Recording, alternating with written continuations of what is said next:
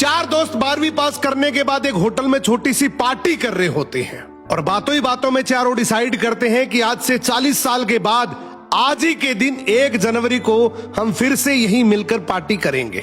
और हाँ, जो सबसे आखिर में आएगा सबका बिल वही पे करेगा। होटल का वेटर भी ये सब देख रहा था। कहने लगा 40 साल बाद अगर मैं भी यहीं रहा तो आपकी ये पार्टी जरूर देखूंगा।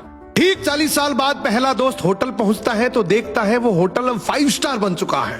अब वहां पर सब कुछ बदल चुका है। तो एक शख्स उसे पहचान जाता है और कहता है सर बैठिए, मैं आपको पहचान गया, मैं वही वेटर हूं जो अब इस होटल का मालिक बन चुका हूं। वो कहता है क्या बात है। इतने में दूसरा दोस्त आ जाता है। दोनों की बातचीत शुरू होती है कि बिजनेस ग्रो कर गया, सब कुछ अच्छा चल रहा है। दोनों अपनी अपनी बातें शेयर कर ही रहे होते हैं कि तीसरा दोस्त भी पहुंच जाता है, लेकिन चौथा दोस्त अब भी नहीं आया।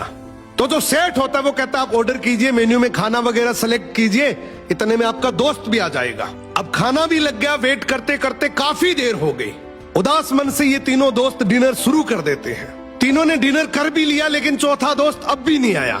अब जब बिल देने की बारी आती है तो कहते हैं कि विकास तो शायद बहुत बड़ा आदमी बन गया, हम सबको इग्नोर कर रहा है, चलो हम ही बिल पे कर देते हैं। जैसे ही बिल पे करने के लिए काउंटर पे पहुंचे तो काउंटर का मैनेजर बोला आपका बिल तो ऑलरेडी पे हो चुका है। अब तीनों अपने चौथे दोस्त के ना आने की शिकायत करते करते होटल से बाहर निकले ही थे कि तभी एक सरकारी गाड़ी वहां आकर रुकती है। उसमें से एक लड़का उतरता है और तीनों के पैर छूते हुए कहता है मेरे पापा टीचर बन गए थे, मुझे कलेक्टर बनाने के काबिल कर दिया, लेकिन अफसोस मेरे पापा आज से 1 महीने पहले ये दुनिया छोड़कर चले गए। उन्होंने आखिरी वक्त में आपके इस वादे के बारे में मुझे बताया था और कहा था कि जब तीनों पार्टी खत्म कर ले तो उसके बाद तू वहां जाना और पेमेंट वगैरह कर देना। लड़का हाथ जोड़कर बोला मेरे पापा अब इस दुनिया में नहीं रहे, उनका वादा पूरा करने के लिए मैं आया हूं।